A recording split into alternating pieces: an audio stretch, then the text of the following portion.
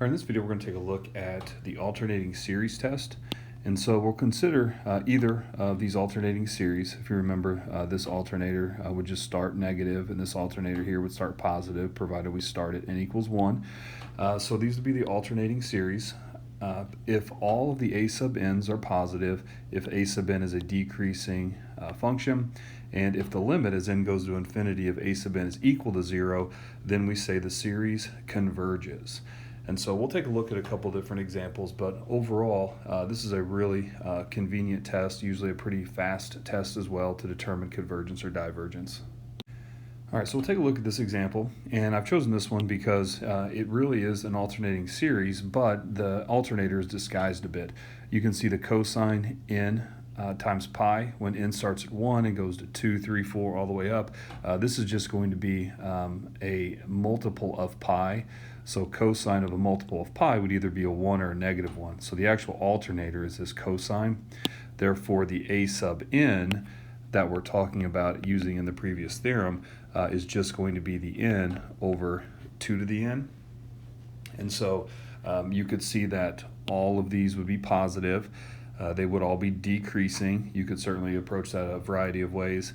And then also go ahead now and write down that we would need the limit as n goes to positive infinity of n over 2 to the n, which would of course equal 0.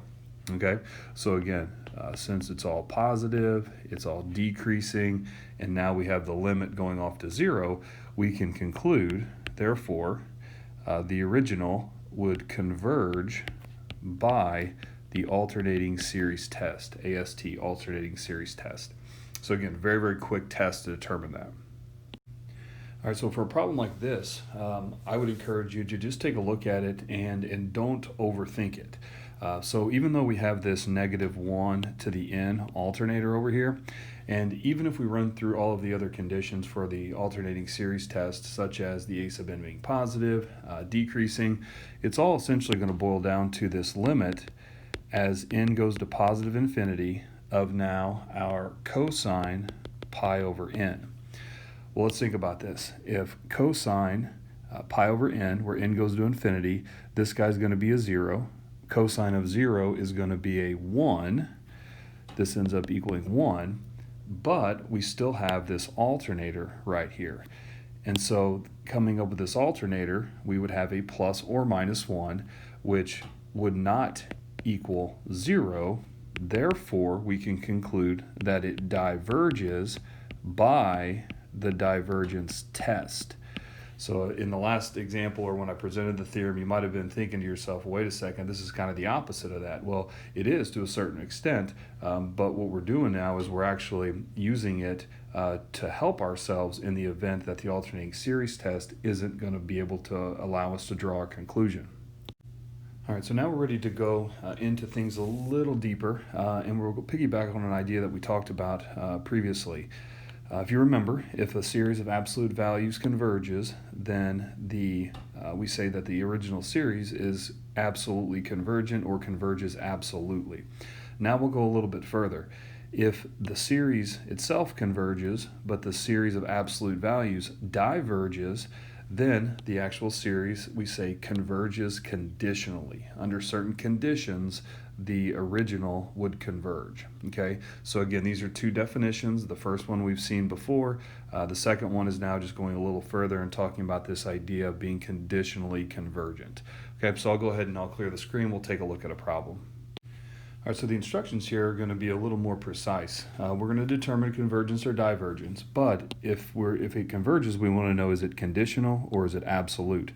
And so the way that I would start a problem like this is by noting it's an alternating series, in which case my a sub n would be this 1 over root n times n plus 1. And so from there, we can check off the box that it would be positive and decreasing. So you'd want to investigate that. And then you could simply take the limit as n goes to positive infinity of 1 over root n times n plus 1. Seeing as that goes off to 0, we can now say that it converges by the alternating series test. Okay, so pretty quick outcome there. Now, we need to decide, is it going to be conditional or absolute? So to determine conditional or absolute, we're then going to move forward with the series of absolute values. So if we find out that this guy converges, then it would be absolutely convergent. If we find out that this guy right here diverges, then it would be conditionally convergent.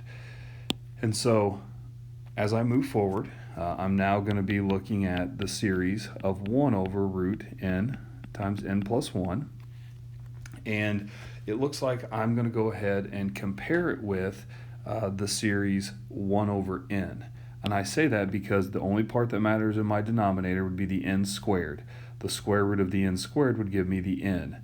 So we can compare this to a 1 over n. So I'm going to compare it to a 1 over n, which I know diverges by a harmonic. And to avoid discussing the inequality, we can very quickly use the limit comparison test. So if I move forward with the limit comparison test, that's going to be this guy here divided by that. So I'll multiply and flip it around. We'll have an n over root n times n plus 1. And you can again, variety of different ways work through this. But as I mentioned before, in that denominator, your n squared with the root on it is going to give us a n to the first over n to the first dominant down here, which would equal 1. 1 being bigger than 0 implies that it diverges by LCT. And so then, since we know that the original converges by the alternating series test, but the series of absolute values diverges by the limit comparison test, we can say the original, and I'll write this one out because it's been a road to get here, the original is going to be conditionally convergent. Okay? So had this result been convergent, that would have been, the answer here would have been absolutely convergent. But because of our outcome, we have a conditionally convergent series. All right, so as I take a look at this one, we've already discussed that cosine n pi, that is the alternator. So our a sub n would be 1 over n to the 3 halves.